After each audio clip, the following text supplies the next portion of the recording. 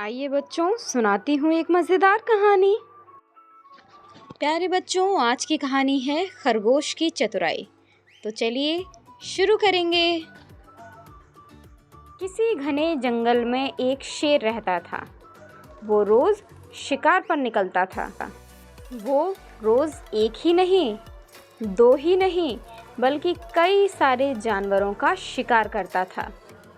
जंगल के सभी जानवर डरने लगे कि अगर शेर रोज़ इसी तरह सभी जानवरों का शिकार करता रहा तो एक दिन ऐसा आएगा कि जंगल में कोई भी जानवर ही नहीं बचेगा। शेर को रोकने के लिए कोई न कोई उपाय करना ज़रूरी था। एक दिन सभी जानवरों ने मिलकर एक बैठक की और इसी प्रश्न पर विचार किया कि शेर को कैसे रोका जाए। अंत में उन सब ने तय किया कि वे सभी शेर के पास जाएंगे और इस प्रश्न पर शेर से सामने से बात करेंगे। दूसरे दिन जानवरों का एक दल शेर के पास पहुंचा। जब सभी जानवर शेर के पास जा रहे थे तो शेर थोड़ा उनको देखकर घबराया कि ये सभी इकट्ठा होकर मेरे पास क्यों आ रहे हैं। अंत में उसने गरजते हुए स्वर में पूछा कि क्या हुआ, तुम सभी मेरे पास क्यों आए हो। जानवर दल के नेता ने विनम्रता पूर्वक कहा कि महाराज, हम सभी आपके पास एक निवेदन लेकर आए हैं। महाराज, आप राजा हैं और हम आपके प्रजाजन।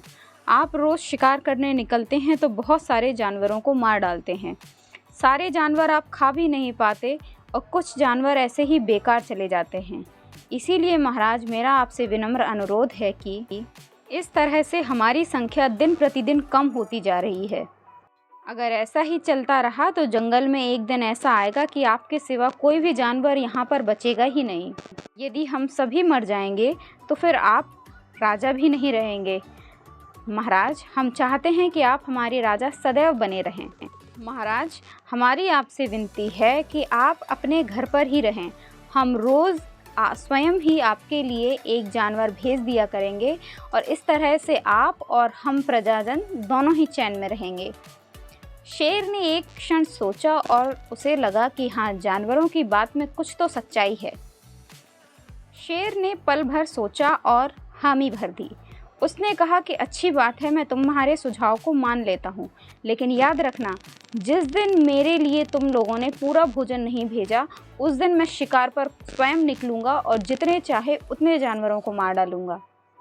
जानवरों के पास और कोई चारा भी ना था, इसलिए उन्होंने शेर की शर्त को मान लिया। उस दिन से प्रतिदिन शेर के लिए एक एक करके जानवरों को भेजा जाने लगा। कुछ दिन बाद खरगोश की भी बारी आ गई। शेर के भोजन के लिए नन्हे से खरगोश को चुना गया। वो खरगोश जितना नन्हा, छोटा और प्यारा था, उतना ही चतुर भी था।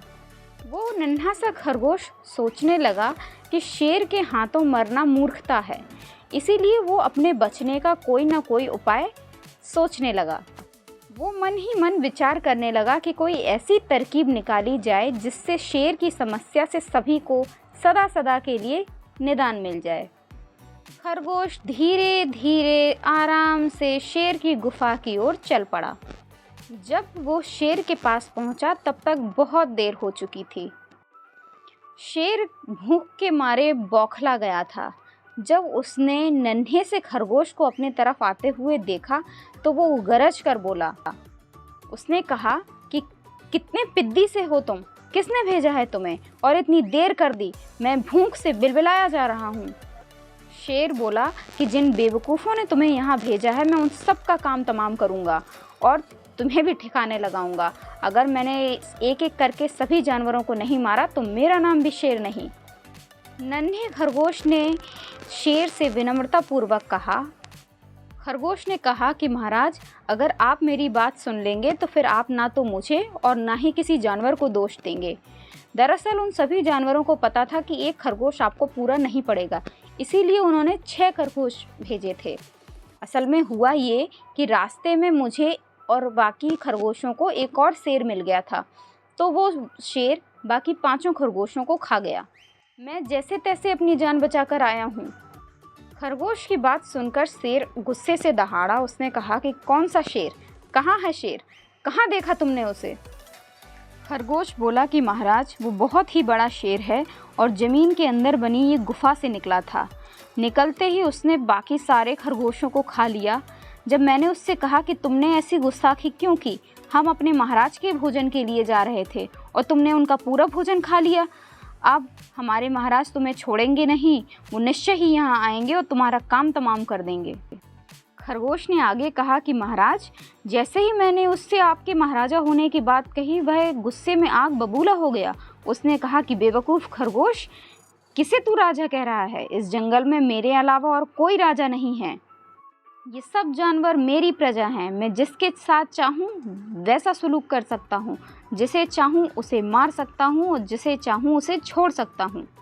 जिसे तुम अपना राजा समझते हो वो चोर है, चोर। उसे मेरे सामने हाजिर करो, मैं उसे भी सबक सिखाऊंगा। खरगोश की बात सुनकर शेर और ज़्यादा गुस्से से दहाड़ने लगा। उसकी गरज सुनकर पूरे जंगल में सनसनी फैल गई। शेर ने कहा कि तुम चलो, मुझे रास्ता बताओ। जब तक मैं उसको मार नहीं देता तब तक मुझे चैन नहीं आएगा।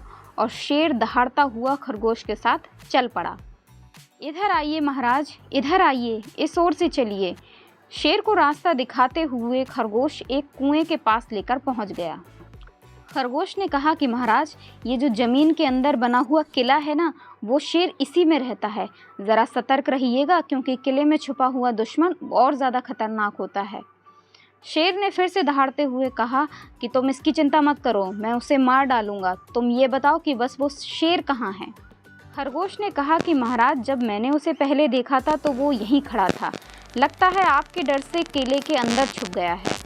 इस तरह से खरगोश ने शेर को कुएं में झांकने के लिए प्रेरित किया।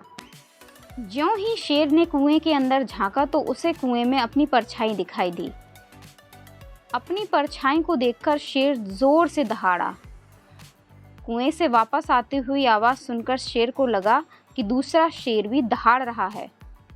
दुश्मन को तुरंत मार डालने के इरादे से शेर कुएं में कूद गया। कूदते ही वह पहले तो कुएं की दीवार से टकराया और फिर धड़ाम से जाके पानी में जा गिरा और पानी में गिरते ही डूबकर मर गया।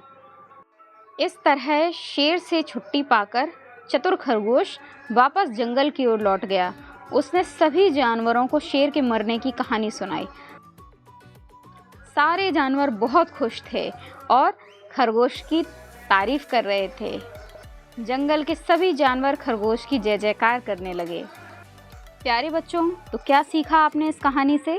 इस कहानी से हमें सीख मिलती है कि मुसीबत की घड़ी में धैर्य और चतुराई से हम किसी भी बड़ी विपत्ति से आसानी से पीछा छुड़ा सकते हैं। धन्यवाद। मिलूंगी अगली कहानी में फिर से एक नई सीख के साथ, एक नई कहानी के साथ। Bye bye. तब तक चैनल को सब्सक्राइब करिए, लाइक करिए, कमेंट्स करिए और अपना प्यार ढेर सारा इस चैनल के साथ बनाए रखिए। Bye bye.